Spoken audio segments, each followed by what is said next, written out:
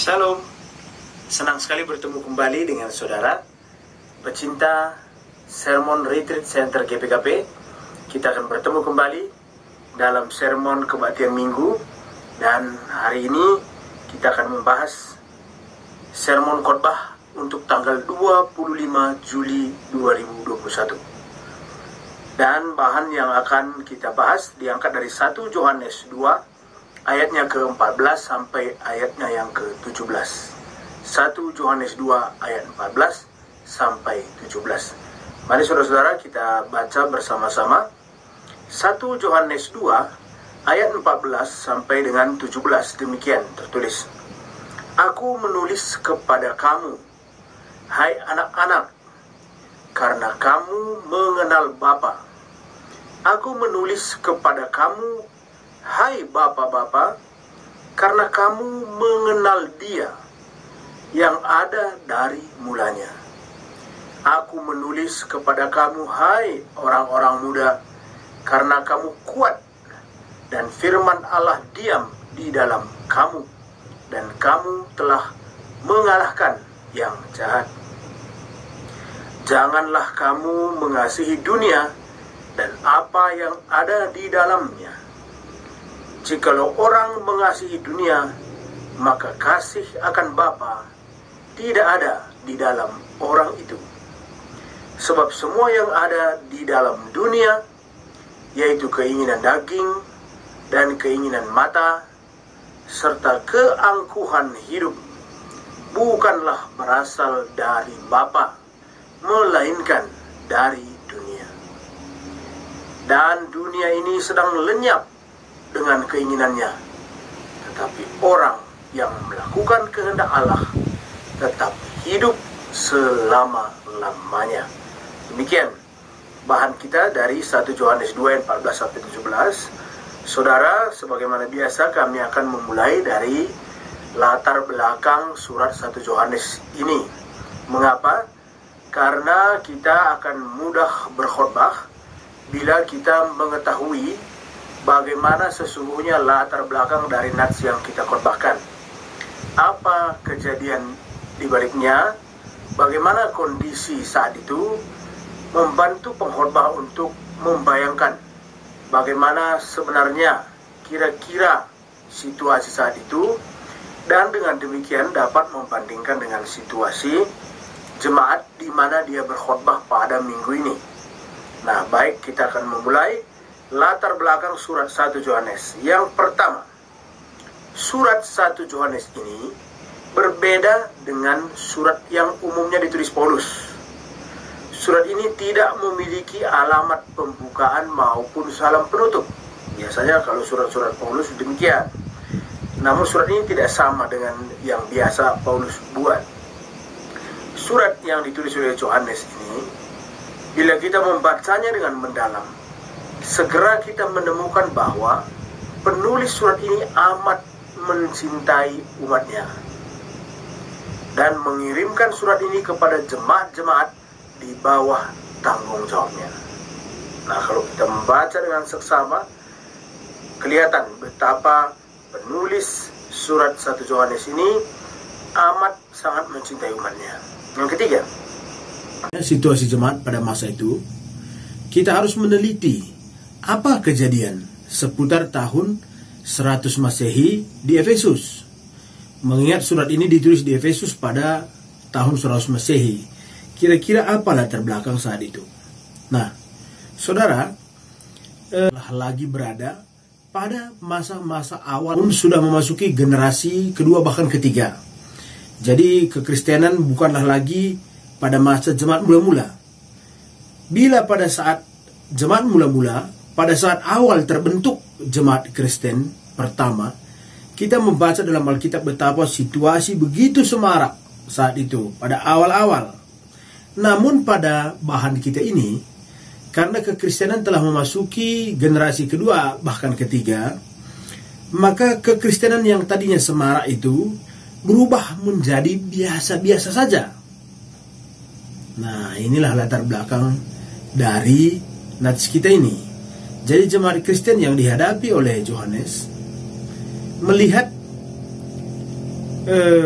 kekristenan itu menjadi hal yang lumrah, hal yang biasa-biasa saja. Jadi bisa dikatakan setengah hati jemaat beriman, atau bahkan dingin, atau bahkan redup. Nah, sama halnya ya dengan pengalaman kita kalau kita baru saja tinggal di rumah yang baru dibangun, umpamanya, pasti beda dengan pengalaman kita ketika rumah itu sudah menjadi tua.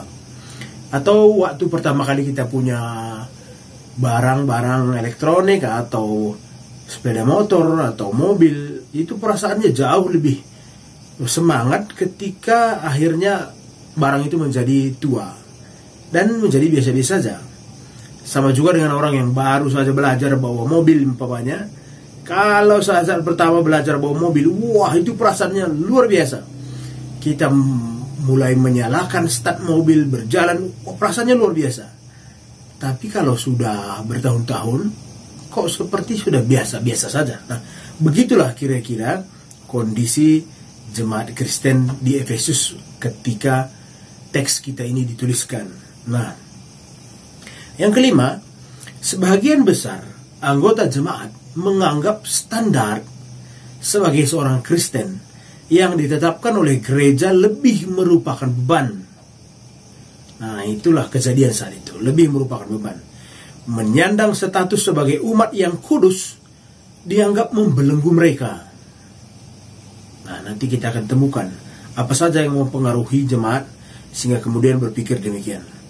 Yang keenam, sementara perjanjian baru, nah, pemberitaan perjanjian baru dengan penuh semangat selalu memberitakan istilah hagios untuk orang kudus yang mengandung makna dasar dibedakan dan dipisahkan.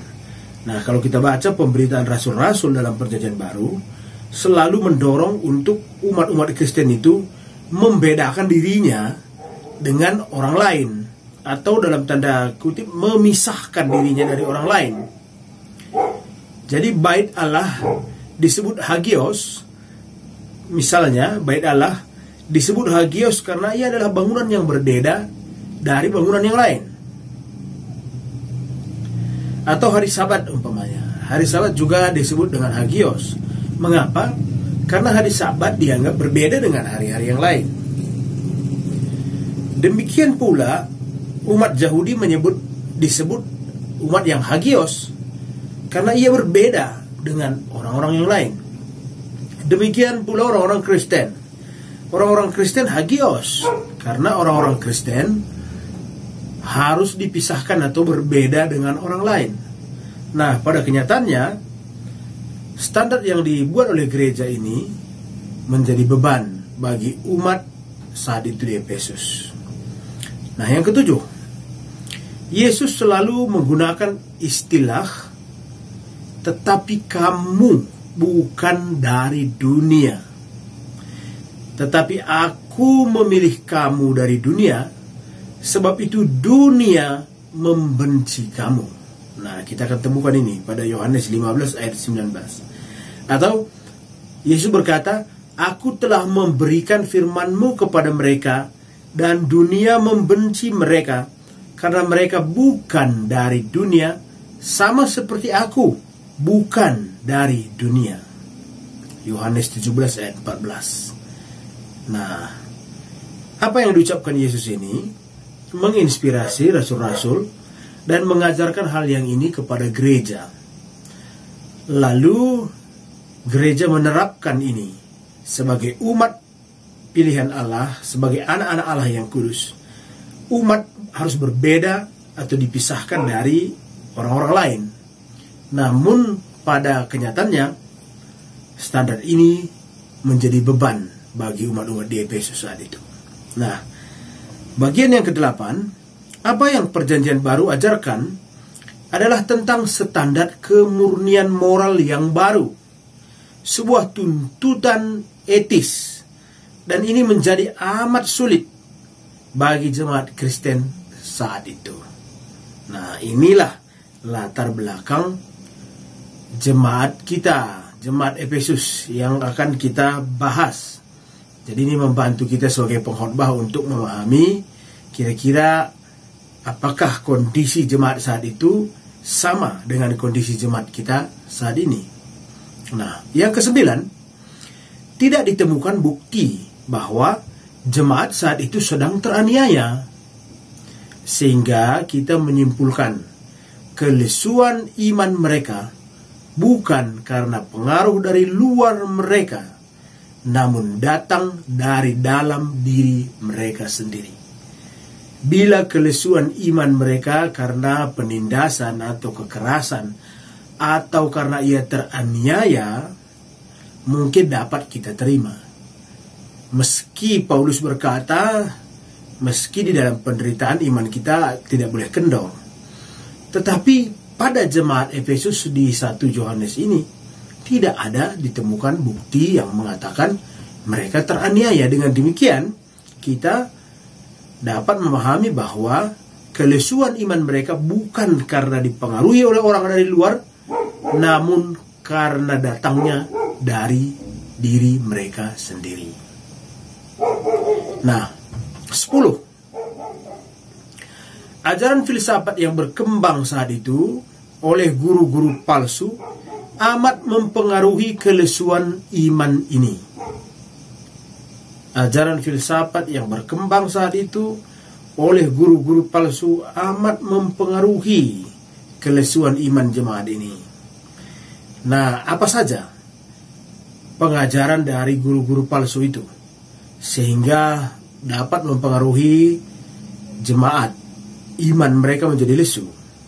Yang pertama, mereka menolak kemesiasan Yesus.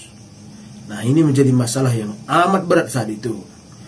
Umumnya yang mempersoalkan ini adalah orang-orang Kristen dengan latar belakang Yahudi. Mengapa? Karena amat sulit bagi orang Yahudi menerima kenyataan bahwa Mesias itu ternyata dapat disalibkan. Bagi orang Yahudi, Mesias itu adalah penyelamat mereka. Lalu dari mana Tuhan Yesus dapat dikatakan penyelamat kalau dia disalibkan? Ini membuat orang-orang Yahudi sulit menerima kemesiasan Yesus. Nah, yang kedua, sulit bagi mereka menerima Yesus adalah juru selamat, karena kenyataan bahwa Romawi dapat mengalahkan mereka. Bahkan kota suci Yerusalem sendiri dihancurkan. Nah, saudara, bagi mereka yang disebut Mesias itu adalah semacam superhero, penolong yang akan membantu bangsa Israel, bangsa Yahudi. Tapi ternyata mereka bisa juga dikalahkan oleh bangsa lain dan tidak berkutik. Kita ketahui bagaimana Roma menjajah Yahudi. Nah, ini membuat mereka sulit menerima kenyataan ini. Dan oleh karena itu mereka meragukan Yesus itu adalah Mesias. Sehingga sampai detik ini mereka masih menantikan kedatangan Mesias itu. Nah, dan yang terakhir kita menemukan bahwa mereka menolak ajaran tentang inkarnasi. Nah, kalau tadi kelesuan iman mereka kita temukan karena pengaruh guru-guru palsu, kalau tentang hal ini datang dari dalam gereja sendiri. Kenapa saat itu berkembang apa yang disebut dengan ajaran gnostik? Nah, ajaran gnostik ini secara garis besar berpendapat bahwa semua yang bersifat materi dianggap tidak baik. Yang baik itu adalah yang bersifat roh. Yang bersifat materi tidak baik. Dunia ini tidak baik. Apapun yang berbentuk fisik tidak baik. Yang baik itu adalah roh. Lalu bagaimana mungkin mereka menerima ajaran firman itu menjadi daging dan tinggal di antara kita? Nah, ini sulit bagi mereka untuk menerima. Karena bagi mereka semua yang bersifat fisik jelek. Daging itu adalah sesuatu yang bersifat fisik. Sehingga ketika disebut Allah hadir dalam bentuk manusia, Allah menjelma dalam Immanuel, dalam Yesus, ini sulit bagi mereka untuk menerimanya. 10. Itulah beberapa di antara situasi jemaat pada konteks 1 Yohanes yang akan membantu saudara dan saya untuk memahami khotbah ini. Jadi kompleks sekali. Berbagai persoalan menumpuk menjadi satu, sehingga kondisi jemaat Efesus saat itu pada titik yang terendah. Jemaat mula-mula yang tadinya begitu antusias, bersuka cita menyambut pemberitaan Injil, pada konteks ini mereka jatuh kepada titik yang terendah karena berbagai pengaruh. Karena ajaran-ajaran guru-guru palsu yang beredar, filsafat-filsafat yang beredar saat itu. Yang kedua, karena memang ada pemahaman yang sebelumnya telah ditanamkan kepada diri mereka sebagai orang Yahudi. Lalu semua ini berkumpul menjadi satu, sehingga pemberitaan firman bagi mereka hal-hal yang biasa-biasa saja. Nah, mari kita lihat apa saja yang dapat kita perhatikan sebagai pokok-pokok penting di dalam khotbah kita. Nah, yang pertama yang sangat menarik dan perlu menjadi perhatian kita di sini, ketika Yohanes sebagai penulis menyebut anak-anak, bapak-bapak, dan anak-anak muda. Kata yang digunakan pada ayat 12, kalau kita kembali ke ayat sebelumnya, untuk anak-anak adalah teknia. Sementara pada nats kita, yaitu pada ayat 14, kata anak-anak bukan teknia, tapi paidia. Kalau teknia, dalam bahasa Yunani, artinya anak kecil dari segi umur. Dia anak kecil karena umurnya masih sedikit, masih kecil, balita. Nah, tapi kalau paidia, dia disebut juga anak-anak kecil, tapi bukan karena umurnya yang sedikit, tapi karena pengalamannya yang sedikit. Nah, ini dua hal yang sangat berbeda. Nah, pada ayat 14 yang digunakan adalah paidia. Anak-anak yang dipakai oleh Yohanes di sini bukanlah kata akar kata untuk anak dalam arti umurnya yang pendek, tetapi dalam arti pengalamannya yang sedikit. Nah, karena itu penekanannya di sini ini penting untuk khotbah saudara. Penekanannya di sini adalah perlu latihan dan banyak disiplin. Nah, kalau kita disebut anak-anak karena tidak berpengalaman, jadi bisa jadi umurnya sudah cukup dewasa, tapi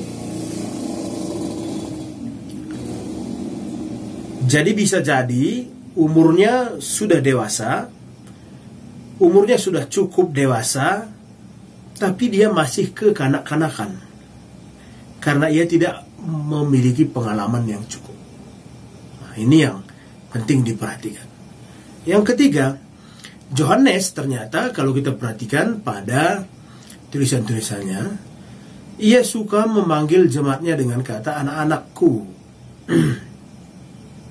Anak-anak bukan dengan maksud menyebut mereka anak kecil dari segi umur, tapi lebih kepada anak kecil dari segi pengalaman. Hal ini wajar karena memang Yohanes sendiri sudah berumur 100 tahun pada saat ia mengajar jemaat di Efesus. Jadi hampir semua jemaat yang ia layani berasal dari angkatan yang lebih muda. Dengan menempatkan dirinya sebagai bapa, sangat wajar bila Yohanes memanggil jemaatnya dengan kata-kata anak-anakku. Ini hal yang biasa. Di mana di dalam kelompok anak-anak yang dimaksudkan Yohanes itulah ada terdapat bapak-bapak dan anak muda. Ini yang kita perhatikan pada ayat 14. Jadi ini hal biasa ya, karena Mungkin di gereja kita juga sering demikian. Walaupun seorang pendeta masih berumur 40-an tahun, tapi ia suka menyebut jemaatnya dengan sebutan anak-anakku. Karena walaupun usia si pendeta lebih muda dari jemaatnya, tapi secara iman ia lebih tua.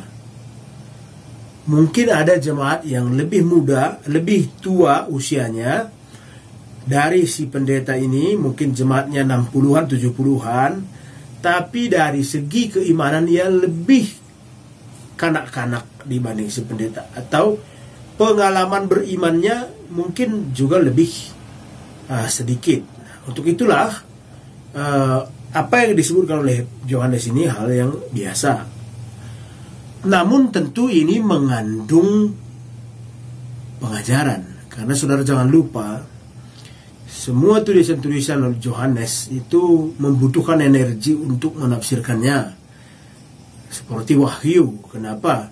Karena Yohanes hidup pada zaman ketika filsafat begitu berkembang, sehingga dapat dipahami cara berpikir dan cara berkata-kata oleh jemaat saat itu sudah cukup tinggi peradabannya.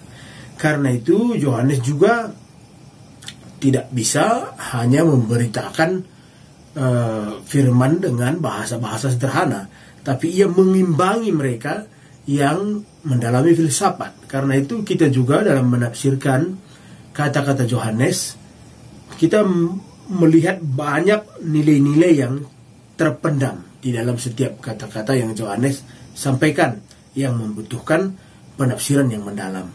Nah, pada bagian yang keempat, Yohanes menyebut bapak-bapak untuk mengingatkan mereka tentang usia mereka yang dewasa sepenuhnya. Nah, pada satu sisi Yohanes memanggil mereka dengan kata anak-anak, tetapi kemudian ia menyebut mereka dengan bapak-bapak untuk mengingatkan mereka tentang usia mereka sudah dewasa. Nah, bila mereka sudah dewasa sepenuhnya, mereka seharusnya matang dalam berpikir, mereka sudah dapat berpikir dengan baik, dan seharusnya mereka bertanggung jawab. Nah, jadi ada semacam terselip pengajaran di balik kata-kata yang Yohanes pilih. Lalu yang kelima, sementara itu ia juga menyebut anak-anak muda untuk mengingatkan mereka yang masih muda di tengah jemaat itu.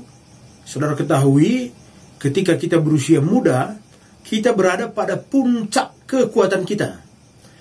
Pada saat kita muda, kita adalah orang-orang yang berada pada puncak semangat kita. Biasanya orang-orang muda selalu siap untuk memenangkan peperangan. Ia memiliki segala sesuatu yang dapat diandalkan. Kekuatan, kesehatan, semangat. Nah, dengan harapan Yohanes menyebut anak-anak muda karena mereka semangat atau posisi mereka yang berada di puncak itu seharusnya dimanfaatkan untuk melawan segala godaan-godaan dunia. Nah, itu yang dimaksud. Yang keenam, yang tidak kalah penting untuk kita sentuh di dalam khotbah ini ialah soal pertentangan antara kekristenan dengan dunia. Kita akan temukan ini pada ayat berikutnya dalam khotbah kita, ketika Yohanes menyebutkan pertentangan antara kekristenan dan dunia. Jangan lupa saudara-saudara, pemahaman orang Yahudi masih sangat dipengaruhi oleh pemahaman agama Persia, karena agama Persia termasuk agama yang paling tua di Timur Tengah, sehingga sisa-sisa ajaran agama Persia itu masih tertanam di dalam hati orang-orang Yahudi. Agama saat itu disebut agama Zoroaster atau Zoroastrianisme. Agama Zoroaster ini memandang bahwa dunia masih menjadi medan peperangan atau medan pertempuran antara kekuatan gelap dan kekuatan yang terang. Kalau saudara sensitif, mungkin pemahaman ini ada sampai saat ini ya. Sampai detik ini, banyak agama yang memandang bahwa dunia ini adalah arena atau medan pertempuran antara kekuatan gelap dan kekuatan terang. Ini mempengaruhi semua pemikiran orang. Bahkan kalau saudara perhatikan film-film selalu begitu. Film-film selalu bertemakan pertempuran antara yang baik dan yang jahat. Novel, kisah-kisah, hikayat-hikayat, legenda-legenda selalu berbicara seputar peperangan antara kekuatan yang gelap melawan kekuatan yang terang. Dan ini membentuk pemahaman orang Yahudi bahwa zaman kini bagi orang Yahudi adalah zaman yang betul-betul jahat. Karena itu mereka selalu menanti-nantikan datangnya zaman yang baru. Mereka selalu menanti-nantikan datangnya zaman yang akan datang, yang mereka percaya sebagai zamannya Allah. Zaman yang betul-betul baik. Begitulah pemahaman orang Yahudi. Dan ini mempengaruhi banyak sekali umat beragama sampai detik ini. Mereka berpendapat bahwa apa yang ada saat ini adalah semuanya jelek. Yang baik adalah yang akan datang nanti. Sehingga mereka menanti-nantikannya dengan penuh harap setiap hari. Nah, ini yang terjadi saat itu. Kekristenan berpendapat. Nah, ini yang harus kita jawab sebagai gereja. Karena kita akan berkhotbah tentang pertentangan gereja dan dunia. Kalau kita salah memahami ini, kita akan menuntun jemaat kita untuk memusuhi dunia ini. Atau kita akan menuntun jemaat kita untuk melihat bahwa apapun yang berkaitan dengan dunia selalu dianggap kejahatan. Nah, bagaimana sebenarnya kekristenan berpendapat soal ini? Kekristenan yang diajarkan oleh Yohanes, sebagaimana juga yang diajarkan oleh Yesus adalah kerajaan Allah bukan hanya soal nanti. Kerajaan Allah bukan hanya soal nanti, tetapi juga soal masa kini. Itu yang dipahami oleh gereja. Itu yang dipahami oleh kekristenan. Itu juga yang harus saudara sebagai pengkhotbah pahami. Jangan sampai sebagai pengkhotbah kita juga merasa bahwa apapun yang berkaitan dengan dunia ini disebut jahat. Gereja berpendapat bahwa kerajaan Allah ini bukan hanya soal nanti, tetapi juga adalah soal kini. Kerajaan Allah itu menurut gereja sudah ada di sini, yaitu di dalam gereja. Kerajaan Allah itu sudah ada di dalam kehidupan orang-orang Kristen. Kehidupan orang-orang Kristen di dalam gereja adalah kehidupan masa yang akan datang. Kini, tapi kita telah mempraktekkan kehidupan yang akan datang, yang sangat baik. Meski kita masih hidup di tengah dunia yang jahat. Nah, sehingga kita akan muncul pertanyaan berikutnya, sebagaimana pada bagian yang ke-8, apakah dengan demikian gereja tidak dapat bersekutu dengan dunia? Dunia yang dimaksudkan oleh Yohanes bukan dunia dalam pengertian fisik. Dunia fisik dalam pengajaran Yesus sangatlah baik. Dunia adalah ciptaan Tuhan yang sangat indah. Itu yang Tuhan Yesus ajarkan. Kekristenan tidak membenci dunia. Sebaliknya, kekristenan diutus kepada dunia. Lalu dunia yang bagaimana yang dimaksudkan oleh Yohanes yang harus kita tinggalkan? Dunia yang harus kita tinggalkan itu ialah dunia yang telah memilih untuk terpisah dari Allah. Dunia yang telah meninggalkan Allah yang telah menciptakannya. Itu yang harus ditinggalkan. Apa saja? Nah, nats khotbah kita telah menyebutkannya. Pada bagian 10, nats kita telah menyebutkannya. Dunia yang dimaksudkan Yohanes, yang mesti kita tinggalkan ialah dunia yang di dalamnya terdapat keinginan daging.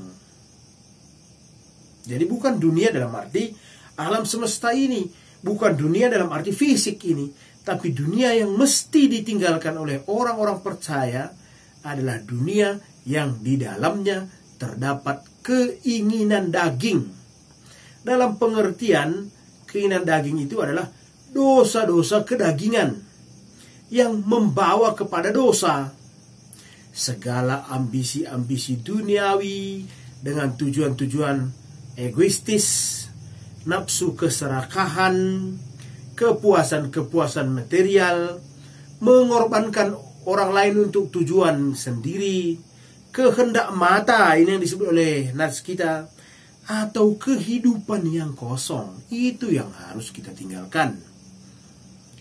Nah, saudara, mungkin di dalam khotbah dapat menunjukkan contoh-contoh tentang orang-orang yang demikian. Orang yang memiliki ambisi-ambisi dunia yang luar biasa. Demi kekuasaan, ia mau memporak-porandakan semua ikatan yang sudah terjalin dengan baik. Bukankah saudara menemukan ini di negara kita? Ketika pada tahun 80-an, mungkin beberapa di antara saudara masih merasakan betapa harmonisnya kita hidup di negeri ini. Ketika umat Kristen merayakan Natal atau Tahun Baru, umat-umat dari agama lain datang mengunjungi rumahnya, bersilaturahmi, demikian pula sebaliknya. Tapi coba perhatikan belakangan ini, kita seperti hidup dalam kotak-kotak. Kita seperti hidup di dalam golongan-golongan yang semakin hari semakin nampak perbedaannya. Siapa yang membuat ini? Ada segelintir orang yang menginginkan negeri yang indah ini hancur. Ada yang menjual negaranya sendiri. Dia merindukan negara ini porak-poranda. Bukankah ini yang disebut ambisi-ambisi duniawi? Hanya untuk keuntungan sementara saja. Hanya untuk keuntungan sesaat. Atau saudara dapat mengambil contoh-contoh yang lain. Demi tujuan-tujuan ambisi pribadi yang egois, orang mengorbankan sahabat dekatnya, orang mengkhianati saudaranya sendiri, orang bahkan membunuh orang yang ia kasihi. Inilah yang disebut oleh Yohanes sebagai dunia dalam tanda kutip yang mesti kita tinggalkan. Jadi bukan dunia secara fisik. Nah, banyak pemeluk agama yang salah menafsirkan ini, sehingga kemudian ia menjauhi dunia. Ia menjauhi dunia seolah-olah apapun di dalam dunia ini adalah jelek. Ia menganggap musik adalah jelek. Ia menganggap tarian adalah jelek. Ia menganggap nyanyian adalah jelek. Ia menganggap segala rupa warna-warni adalah jelek. Sehingga ia kemudian hidup dalam dunianya yang begitu menderita. Ia menutupi dirinya dari segala hal. Padahal segala sesuatu ini Allah ciptakan begitu indah. Dunia yang mesti kita tinggalkan adalah dosa, keinginan daging, ambisi-ambisi pribadi dengan tujuan keserakahan. 11. Bagi Yohanes, seorang manusia duniawi adalah yang menilai segala sesuatu berdasarkan nafsu. Pembual yang mencoba menjadikan dirinya lebih besar dari yang sebenarnya. Itu yang dikatakan oleh Yohanes. Banyak orang yang dapat dikatakan pembual. Karena apa? Ia melebih-lebihkan dirinya melampaui apa yang sebenarnya. Seolah-olah ia mengerti apapun, seolah-olah ia mengenal siapapun, seolah-olah ia memiliki apapun, padahal kosong.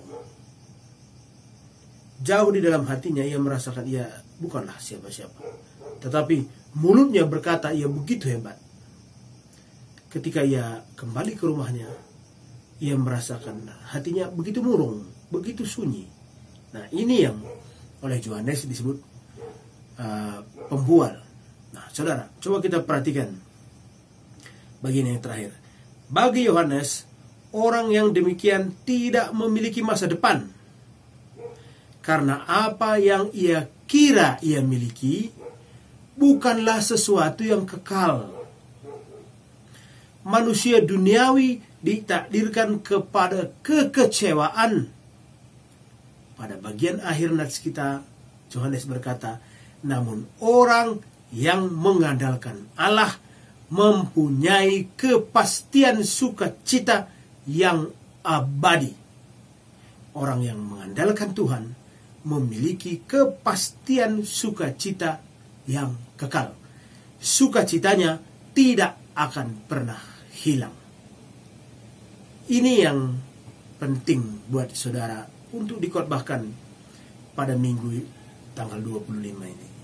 Karena begitu banyak orang di dunia ini adalah orang-orang yang telah kehilangan sukacita mereka. Karena mereka merasa sumber kebahagiaan mereka datang dari benda-benda material. Sumber sukacita mereka berasal dari apa yang mereka miliki.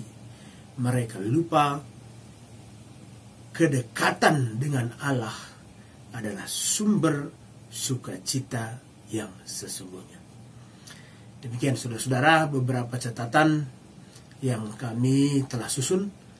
Kiranya dapat membantu saudara-saudaraku pelayan Tuhan, pengkhotbah, untuk menyampaikan firman Tuhan dengan berkuasa pada minggu yang akan datang ini. Dan sebagai penutup, kami tidak akan pernah lupa mengatakan kepada saudara-saudara, setiap kita berkhotbah, setialah selalu kepada nats. Karena dengan setia kepada nats, khotbah saudara menjadi amat berkuasa. Demikian saudara, sampai bertemu kembali di dalam sermon Retreat Center GBKP minggu yang akan datang. Salam.